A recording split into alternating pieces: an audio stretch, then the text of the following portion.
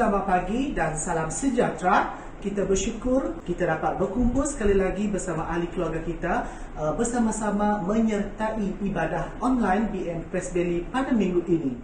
Mari kita bersama-sama sebelum kita mulakan ibadah kita pada hari ini, saya akan kongsikan ayat firman Tuhan kepada kalian, iaitu Amsal 17 ayat 7. Berbunyi begini, seorang sahabat menaruh kasih setiap waktu dan menjadi seorang saudara dalam kesukaran.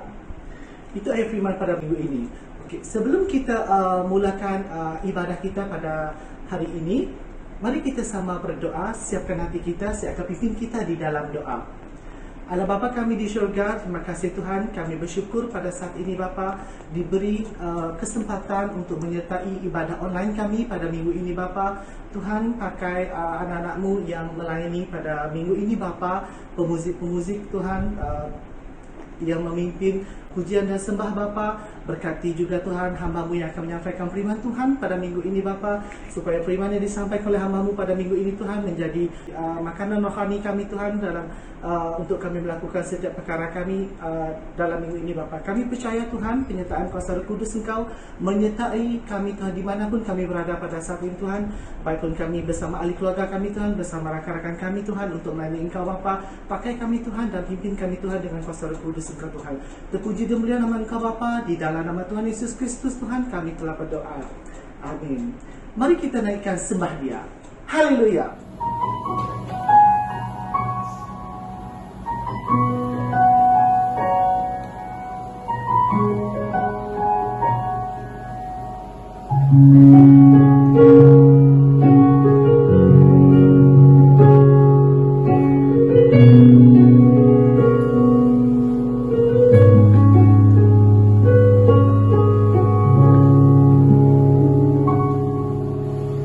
Kuasa-Mu nyata di dalam kelemahanku, kekuatan-Mu menopang seluruh hidupku. Dari mana datang pertolonganku? Hanya Yesus pertolonganku. Kuasa-Mu nyata di dalam kelemahanku, kekuatan-Mu menopang seluruh hidupku. Dari mana datang pertolonganku? Hanya Yesus pertolonganku. Engkaulah sumber kekuatan hatiku,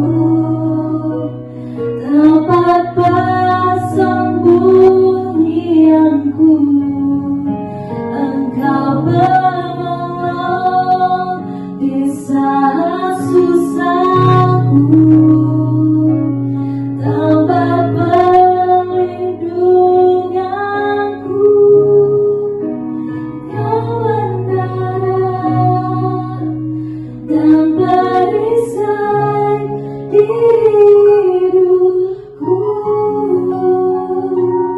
Mari angkatkan nyanyian ini sebagai doa kita.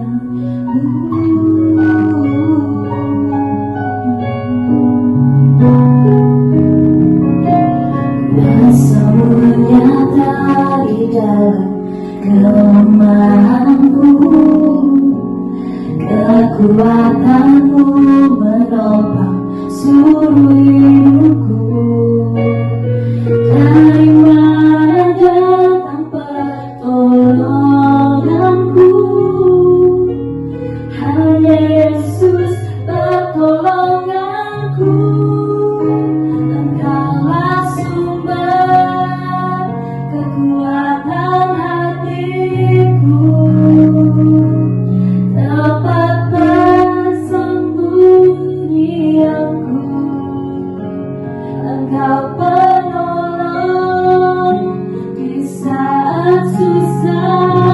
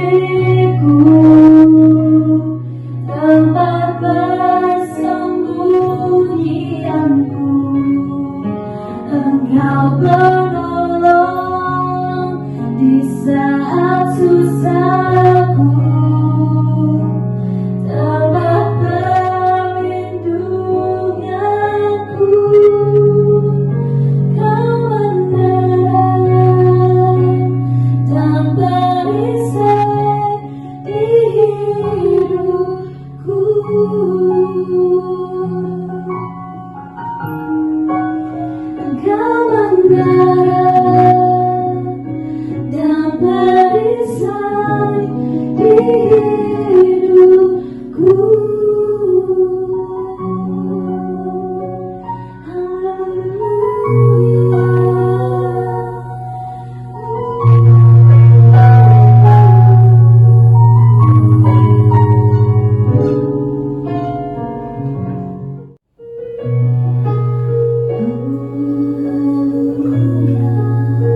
Kaulah sumber pertolongan kami Tuhan. Kami tinggikan Yesus. Kaulah Raja kami. Oh, mari kita angkatkan suara kita, sembah Dia, sembah Yesus.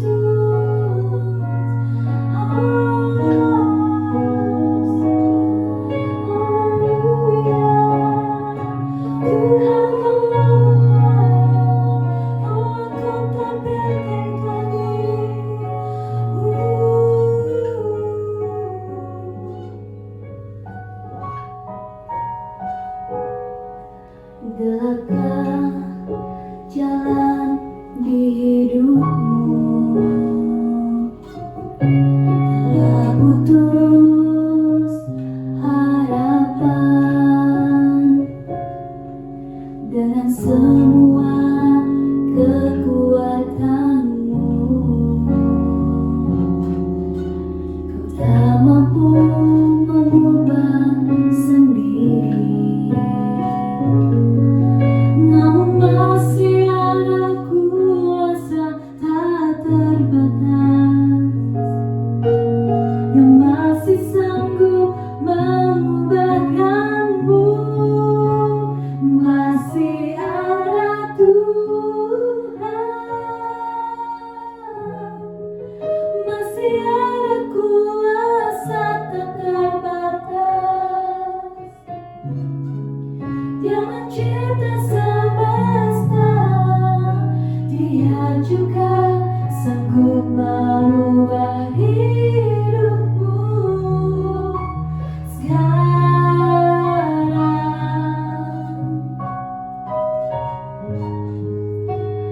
Masih ada Tuhan, masih ada jawaban, masih ada Tuhan, masih ada kuasa tak terbatas. Dia mencipta semesta, Dia juga sanggup mengubah hidupmu sekarang.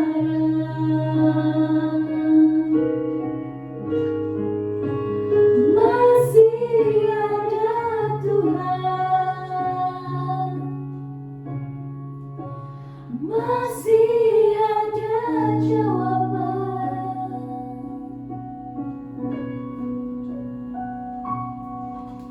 Setiap dari kita pasti pernah ditolong Tuhan dalam hidup ini.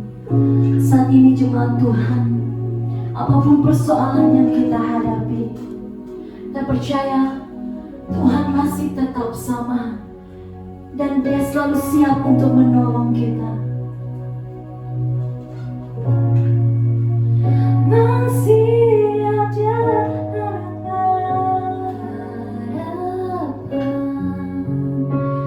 masih ada jawaban. Dia masih sanggup, Dia masih mampu, Dia masih Tuhan, masih ada Yesus. Tak percaya masih ada Tuhan, masih ada Tuhan, masih ada kuasa tak terbatas. pencipta semesta, Dia juga sanggup mengubah hidupku sekarang.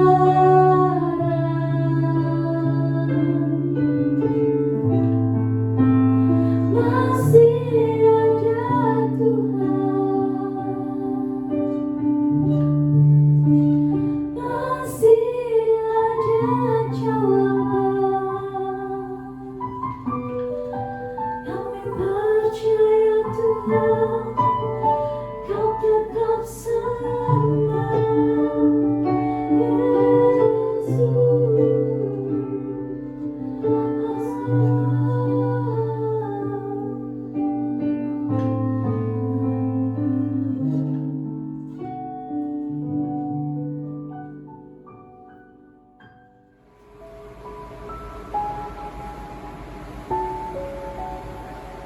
Selamat pagi, selamat beribadah.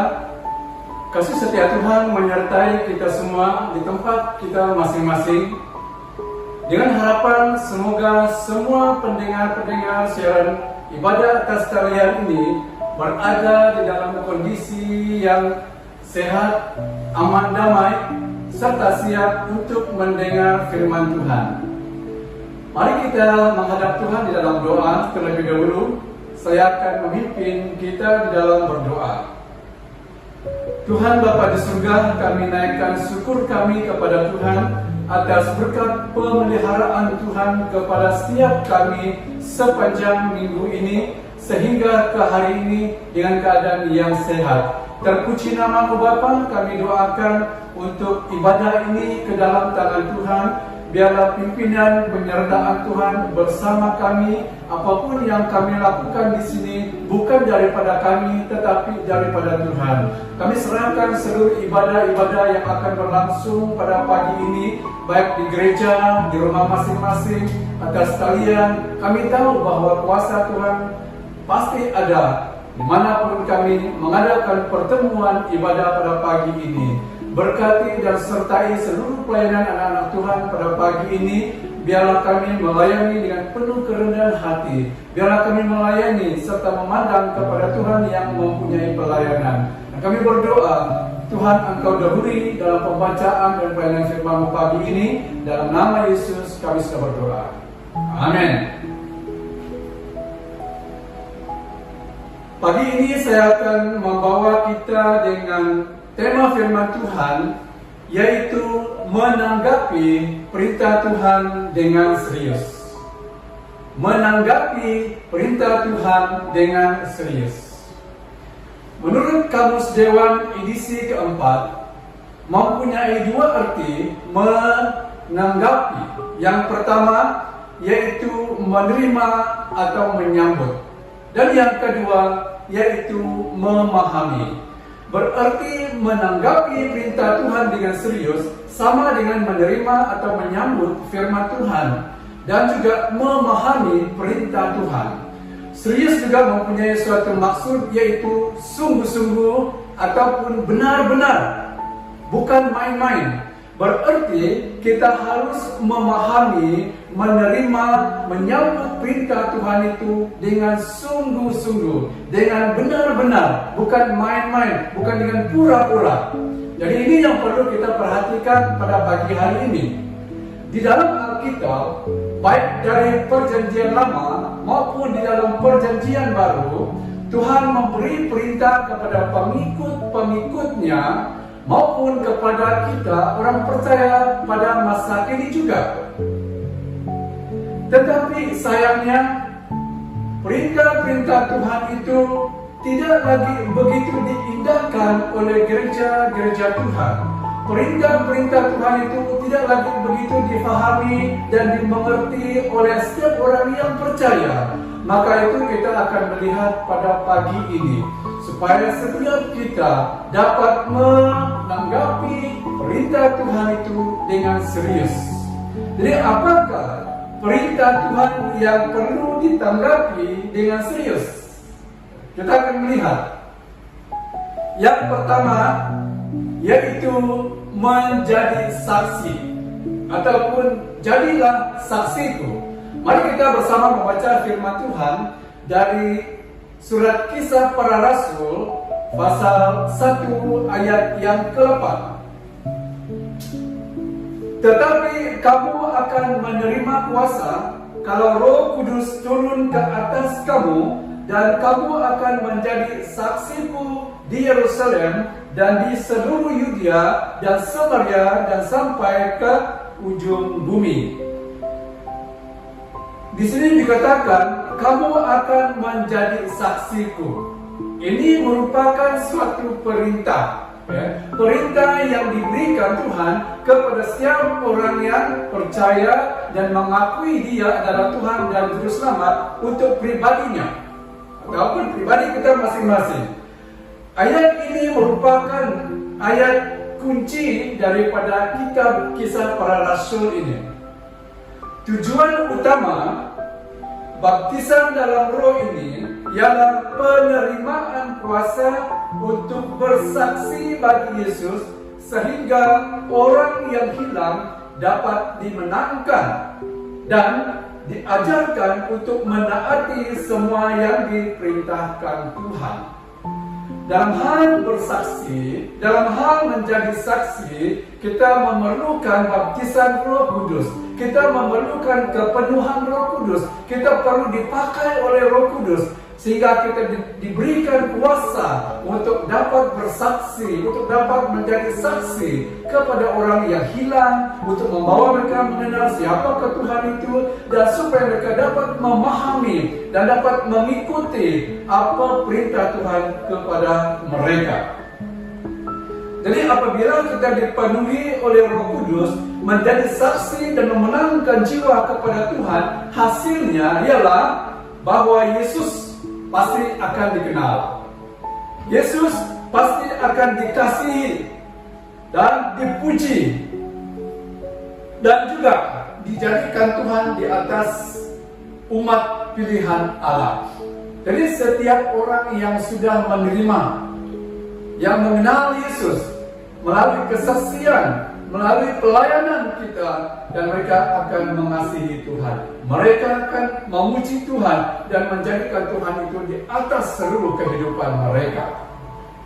Arti saksi menurut Kamus Dewan edisi keempat ialah orang yang mengetahui atau melihat sesuatu peristiwa dan boleh memberi keterangan daripada apa yang telah dia lihat, yang telah dia saksikan.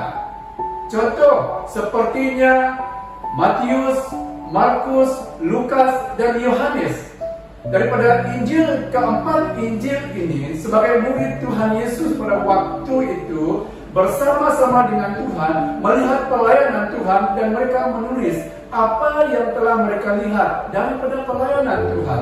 Yang pun kadang-kadang tulisan mereka, ayat mereka tidak sama, tetapi semua itu kepada satu tujuan yang sudah mereka lihat. Satu contoh, pada bulan Januari yang lepas, saya pernah menyaksikan kemalangan 2 kali berasingan. Waktu saya pulang ke rumah, saya ceritakan kepada keluarga. Mereka bertanya, bagaimana keadaan kereta itu? Saya bagi tahu begini-begini. Bagaimana dengan drivernya? Saya bagi tahu mereka tidak apa-apa. Bagaimana dia cerita? Kereta truk sedikit lah, tapi boleh juga. Apa yang mereka tanya, saya boleh menjawab. Sebab saya menyaksikan, sebab saya melihat hal yang terjadi. Jadi saya dapat menceritakan, menerangkan itu kepada mereka. Nah, sebagai orang Kristen yang dipanggil menjadi saksi, untuk bersaksi mengenai Tuhan, kita perlu menjadi saksi yang benar-benar. Apa yang telah kita lihat, yang Tuhan telah kerjakan di dalam kehidupan kita. Kalau kita melihat sekarang, banyak berita-berita palsu yang kita dengar berkaitan dengan penularan COVID-19, mengatakan begini dan begini. Ada yang mengatakan mulai hari ini tidak boleh kita keluar daripada jam 10 malam hingga pagi. Sebab itu adalah berita yang palsu.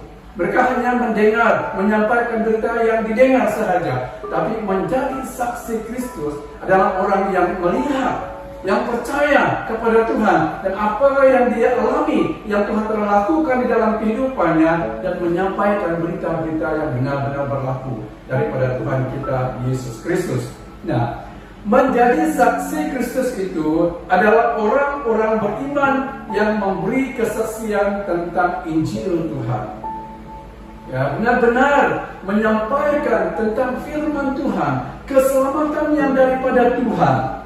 Dalam perjanjian baru, seorang saksi adalah seorang yang dapat bersaksi tentang perbuatan Yesus dan pelayanannya, tentang kebangkitannya.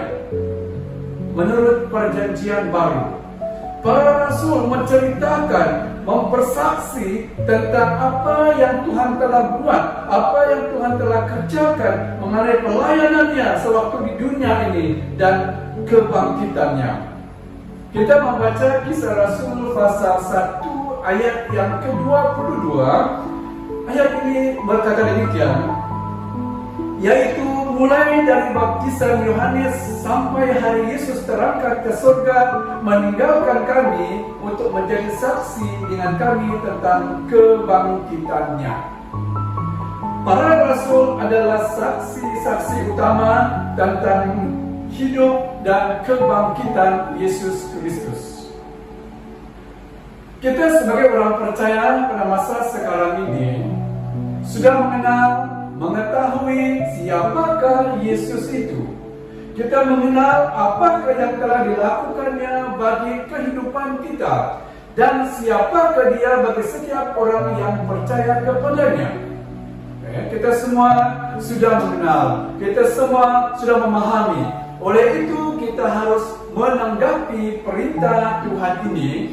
Menjadi saksi Kristus itu kita tidak bersendirian, sebab Tuhan ada bersama dan menyertai kita. Dalam bersaksi, dalam melayani Tuhan, ada kalanya kita berada dalam suatu situasi yang tidak menggembirakan, suatu keadaan yang tidak mengizinkan kita untuk dapat meneruskan pelayanan. Ada masanya waktu kita berhadapan dengan cabaran, tentangan yang ada, yang menakutkan kita, dan sehingga banyak orang yang berpikir sama ada dia mau meneruskan pelayanan Tuhan ataupun meninggalkan pelayanan Tuhan. Tetapi di sini kita perlu memiliki suatu kekuatan, karena firman Tuhan mengatakan di dalam Injil Matius pasal yang ke-28 ayat 19 hingga ayat yang ke-20 berkata demikian. Karena itu pergilah, jadikanlah semua bangsa muridku, dan baptislah mereka dalam nama Bapa dan Anak dan Roh Kudus. 20. Dan ajarlah mereka melakukan segala sesuatu yang telah kuperintahkan kepadamu, dan ketahuilah Aku menyertai kamu senantiasa sampai kepada akhir zaman. Jemaat yang dikasihi oleh Tuhan Yesus Kristus, penyertaan Tuhan kepada kita bukan untuk permulaan kita melayani Tuhan, bukan daripada mulanya kita mengenal Tuhan, tetapi Dia menyertai kita dari awal, pertengahan, dan sampai hari ini, dan untuk seterusnya sampai ke akhir zaman. Penyertaan Tuhan itu pasti berlaku, ada bersama-sama dengan orang yang percaya, yang bersaksi dan melayani kepada Tuhan. Oleh itu pada pagi hari ini, firman Tuhan berbicara kepada kita untuk menanggapi perintah Tuhan dengan serius sebagai saksi Kristus. Yang kedua, yaitu sabar terhadap semua orang. Ini juga merupakan suatu perintah. Daripada 1 Tesalonika pasal yang kelima ayat yang ke-14, kami juga menasihati kamu saudara-saudara, tegurlah mereka yang hidup dengan tidak tertib, hiburlah mereka yang tawar hati, belalah mereka yang lemah, sabarlah terhadap semua orang. Ini adalah perintah, ini adalah suruhan, ini adalah permintaan Tuhan kepada kita supaya sabar terhadap semua orang. Bukan sabar terhadap kawan-kawan kita, maupun juga sabar terhadap musuh-musuh kita. Bukan kita sabar terhadap keluarga kita, juga kita sabar terhadap keluarga yang lain. Bukan kita hanya sabar terhadap anggota gereja kita, maupun kita harus sabar kepada anggota gereja-gereja yang lain. Kita bukan hanya sabar kepada orang Kristen, tetapi orang yang bukan Kristen, kita juga perlu sabar. Firman Tuhan mengatakan di sini, sabarlah terhadap semua orang. Ini adalah perintah yang perlu kita tanggapi dengan sungguh-sungguh di dalam kehidupan kita sebagai orang yang percaya kepada Tuhan.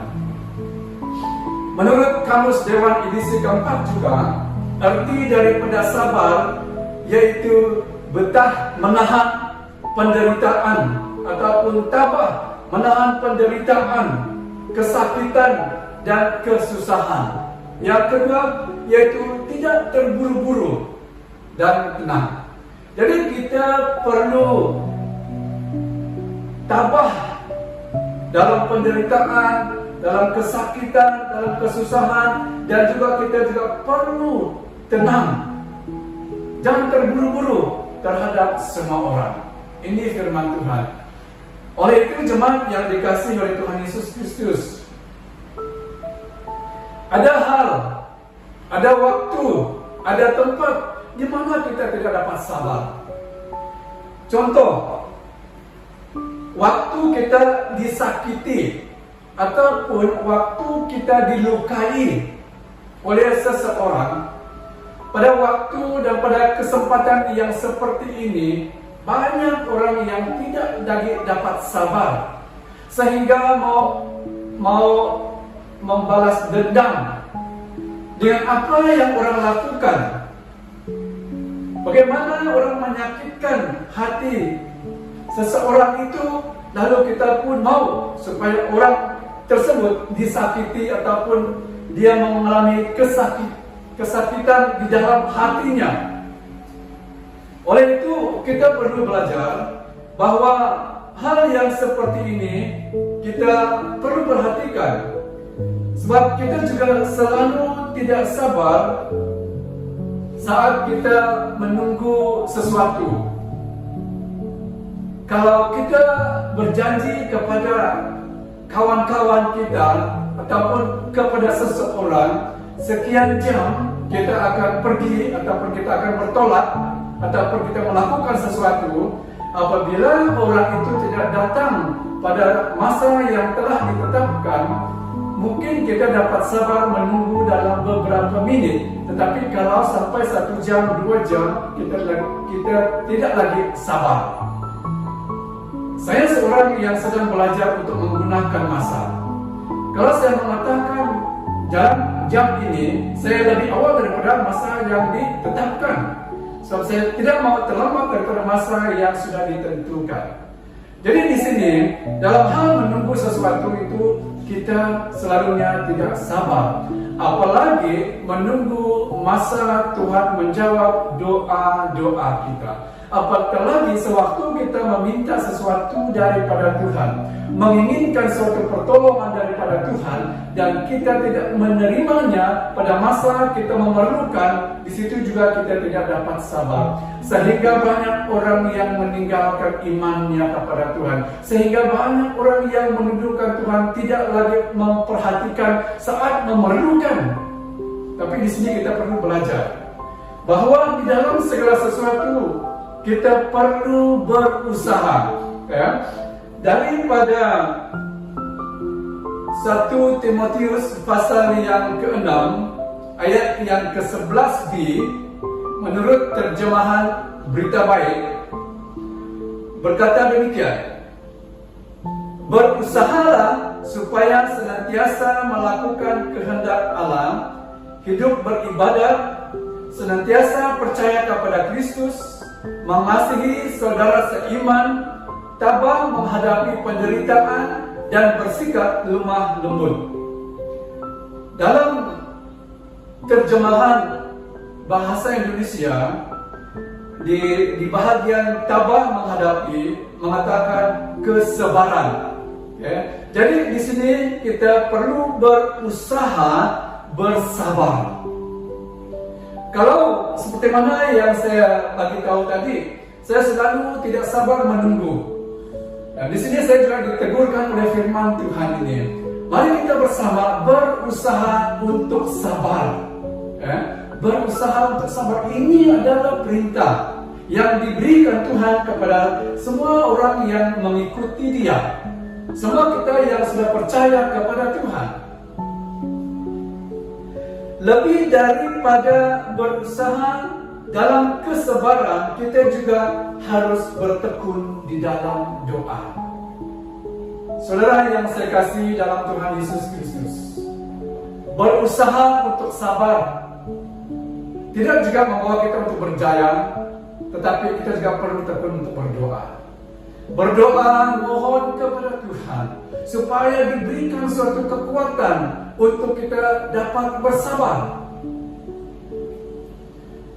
Minggu yang lepas Penetua Ciwi membawa kita dengan satu tema firman Tuhan, kekuatan yang baru daripada Tuhan.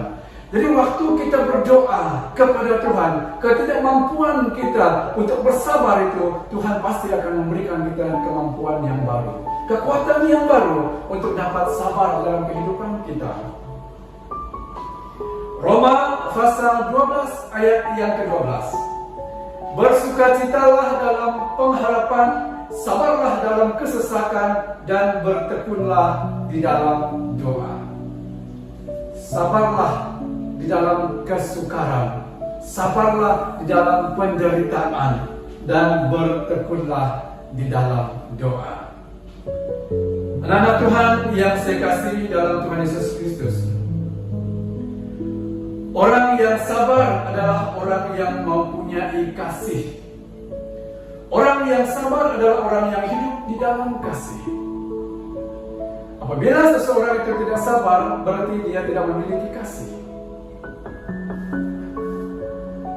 Firman Tuhan mengatakan daripada 1 Korintus pasal 13 ayat yang keempat, kasih itu sabar, kasih itu murah hati, ia tidak cemburu, ia tidak memegahkan diri, dan tidak sombong. Ya, kasih itu sabar. Jadi siapa yang memiliki kasih, dia perlu sabar. Siapa yang memiliki kesabaran, dia sedang hidup di dalam kasih. Sabar itu juga adalah salah satu daripada buah Roh Kudus yang terdapat daripada surat Galatia pasal yang kelima ayat 22 hingga ayat yang ke-23. Tetapi buah roh ialah kasih, sukacita, damai sejahtera, kesabaran, kemurahan, kebaikan, kesetiaan, dan kelemah lembutan. Penguasaan diri, tidak ada hukum yang menentang hal-hal itu. Jadi di sini jemaat yang dikasihi oleh Tuhan Yesus Kristus, sewaktu kita sedang berusaha menjadi sabar, dan kita juga sedang hidup di dalam buah Roh Kudus ini, kita juga sedang memiliki kehidupan yang sesuai dengan apa yang kita sudah baca daripada buah-buah Roh Kudus ini. Oleh itu, kita harus melihat bahwa sabar itu harus disertai dengan kesalehan hidup. Kalau tadi dikatakan berusaha untuk sabar, berusaha dengan berdoa dengan tekun, itu juga tidak akan membawa kita untuk percaya. Bagaimanapun kita sabar, bagaimanapun kita pun berdoa, kalau tidak memiliki kesalehan, doa kita juga tidak didengar oleh Tuhan. Jadi kesabaran itu disertai dengan kesalehan hidup. Kesabaran itu disertai dengan kehidupan yang kudus. Sebab Tuhan mengatakan, kuduslah kamu sebab aku kudus. Betapa pentingnya kehidupan seseorang percaya apabila kita melakukan, apabila kita tunduk kepada perintah-perintah Tuhan, dan pasti akan membawakan suatu keberhasilan di dalam kehidupan kita. Hidup di dalam kesalehan, bukan menurut dunia ini, bukan hidup menurut hawa nafsu, bukan hidup menurut perbuatan dosa, tetapi harus memelihara kekudusan hidup di dalam Yesus Kristus. Kesabaran juga harus disertai dengan sukacita. Dalam apapun yang ditentukan Tuhan bagi orang percaya, kita harus mengalami sukacita untuk bersabar dalam segala sesuatu. Karena Tuhan tidak menjanjikan semua yang indah kepada kita. Tuhan juga akan memberi banyak cabaran yang harus kita hadapi untuk melihat dan menentukan bagaimanakah kekuatan kita untuk tetap bergantung kepada Tuhan, melekat kepada Tuhan di dalam kehidupan kita. Jadi apapun yang kita lalui, yang Tuhan telah tentukan di dalam kehidupan kita, kita harus menghadapinya dengan sukacita. Firman Tuhan mengatakan, bersukacitalah senantiasa. Sekali lagi aku katakan, bersukacitalah. Jadi apapun keadaannya, kita harus bersukacita. Contoh kita melihat di dalam firman Tuhan, orang-orang yang sabar. Antaranya adalah Abraham. Kalau kita membaca daripada Ibrani pasal yang ke-6 ayat yang ke-15, Abraham menanti dengan sabar dan dengan demikian ia memperoleh apa yang dijanjikan kepadanya. Kalau kita melihat sebelum ayat ini, ada beberapa janji Allah kepada Abraham. Kalau dia melakukan perintah Tuhan, kalau dia menaati perintah Tuhan, dan semua itu akan diberikan kepada Abraham. Menurut ayat yang kita sudah baca, bahwa dia sudah memperolehi apa yang telah dijanjikan Tuhan, karena dia seorang yang sabar, menanti saat dan waktu Tuhan untuk bertindak dan melakukan sesuatu itu kepada dirinya. Selain daripada Abraham, kita juga melihat Ayub.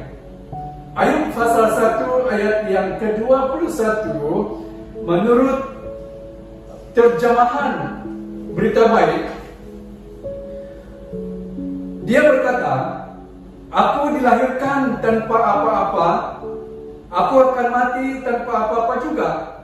Tuhan yang memberi, dan sekarang Tuhan pula yang mengambil semula. Terpujilah nama Tuhan. Menurut Berita Baik. Apa yang kita lihat di sini, apa yang kita ketahui tentang Ayub? Kenapa Ayub berkata demikian? Oleh karena sewaktu diberitahukan kepadanya bahwa semua anak-anaknya dan kekayaan Ayub dimusnahkan, Ayub tidak marah. Ayub tidak menuduh Tuhan. Malahan dia tetap memuji Tuhan dan mengatakan, terpujilah nama Tuhan. Sesuatu yang sangat luar biasa.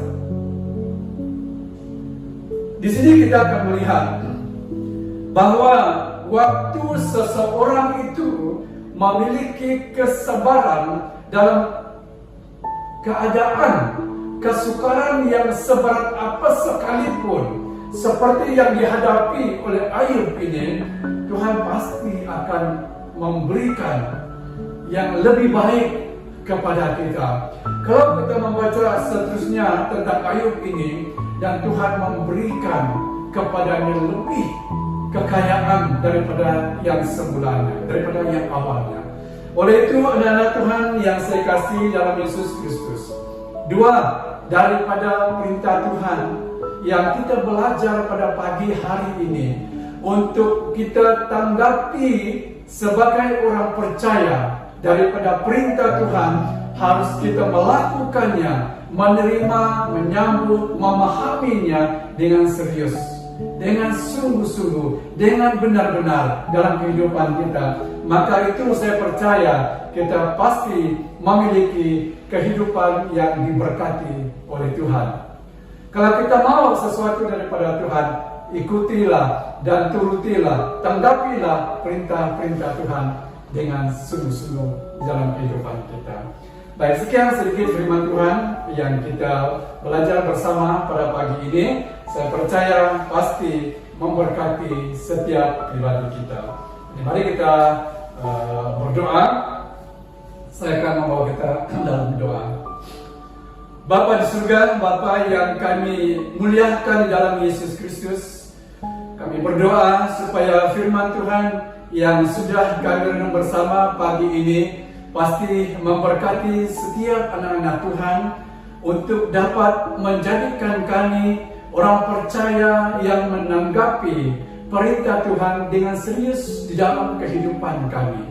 Kami berdoa Tuhan supaya setiap kami senantiasa memiliki suatu kehidupan yang menyenangkan Tuhan apa sekalipun yang kami hadapi, yang kami lalui di dalam kehidupan ini. Dan biarlah semua itu membawa kami untuk lebih dekat, lebih bersekutu, lebih bersatu dengan Tuhan Yesus di dalam kehidupan kami. Terima kasih Bapa, kami berdoa biarlah kami diberikan kesatuan iman untuk tetap hidup, untuk tetap mengutamakan Tuhan dalam kehidupan kami masing-masing. Karena kami tahu waktu kami bersama dengan Tuhan, waktu Tuhan bersama dengan kami, segala sesuatu pasti kami miliki dan kami perolehi, karena Tuhan kami sumber segala sesuatu. Terima kasih Bapa yang Kau pelihara kami dan sertai kami untuk kehidupan kami sepanjang minggu yang akan datang ini. Apapun aktiviti yang kami lakukan, kami letakkan di dalam tangan Tuhan. Engkau yang menyertai kami, turut campur tangan Tuhan bersama kami sebagai anak-anak-Mu. Haleluya, terpuji nama Tuhan. Di dalam dan di atas nama Yesus kami sudah berdoa. Amin. Sekian, Tuhan memberkati kita semua.